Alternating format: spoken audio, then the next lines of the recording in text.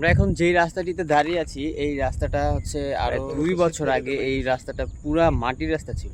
দুই পাশে মাছ ধরতো, জেলেদের বসবাস থাকতো। এদিকে হচ্ছে ছোটো ছোটো ঘরের মতো ছিল, তারপর ড্রেজার মেশিন ছিল, পানি সেচার মেশিন ছিল। আমরা এখানে এসে মাছও ধরছি, বাট এখন এই জায়গাটার পরিবেশ পুরাই চেঞ্জ।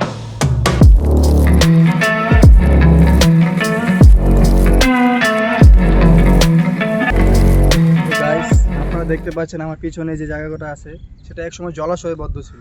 তো এখন আপনারা দেখতে পাচ্ছেন যে এখানে একটা সুন্দর পরিবেশ সৃষ্টি হয়েছে। তো এখন এই জায়গাটা একদম ঘোরার একটা সুন্দর পরিবেশ তৈরি হয়েছে। তো এখানে মানে বড় ছোট বাচ্চা কাচ্চা সবাই আসতে পারবে। এখানে দেখতে পাচ্ছেন আপনারা যে নাগরদোলা আছে, নৌকা আছে, এখানে খেলাধুলার অনেক সুন্দর মনোরম পরিবেশ আছে। তো আপনারা যদি এখানে যে আপনারা এখন দেখতে পাচ্ছেন যে এখানে খুব মানুষ কম, কিন্তু আপনার বিকেলের দিকে আসলে দেখবেন যে এখানে জায়গাটা খুব ভরপুর হয়ে যাবে। মানে আমি এখন যেই জায়গাটাতে দাঁড়িয়ে আছি এই জায়গাটা ঠিক 9 মাস আগেও এইরকম ছিল না, পুরা কক্সবাজারের বিচের মতো ছিল, যেই জন্য এখানে নাম দেওয়া হয়েছিল গরিবের মিনি কক্সবাজার। তো আমরা এখন দেখব গ্রিন মডেল টাউনে গত 2 বছর আগে অবস্থা কীরকম ছিল। চলুন দেখে আসি।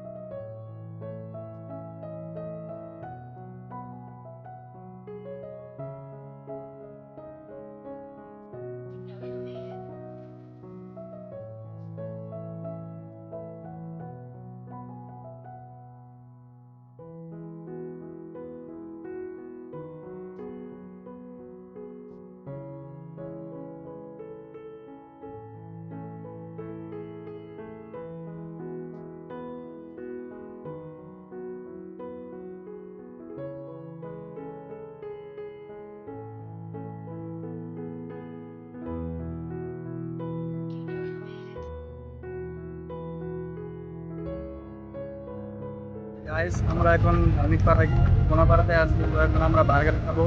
তো এখানে আমরা দাঁড়িয়ে আছি ঢাকা ফুড। তো এখানে আমরা কথা বলি।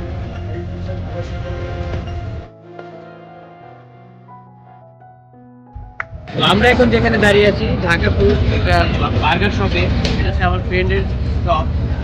আপনারা এখানে ঘুরতে আসলে অবশ্যই এখানে আসবেন, আর খুব যত্ন সহকারে বার্গারটা তৈরি করে, আপনারা একটি অবশ্যই টেস্ট করবেন। আপনারা যদি এখানে আসেন, তো এই ফুড শপে যদি আসেন, তো আমার কথা বললে বা আমাদের এই ব্লগের কথা বললে অবশ্যই ডিসকাউন্ট পাবেন। অবশ্যই আসবেন সবাই, আপনার জন্য সবাই জন্য ডিসকাউন্ট আছে।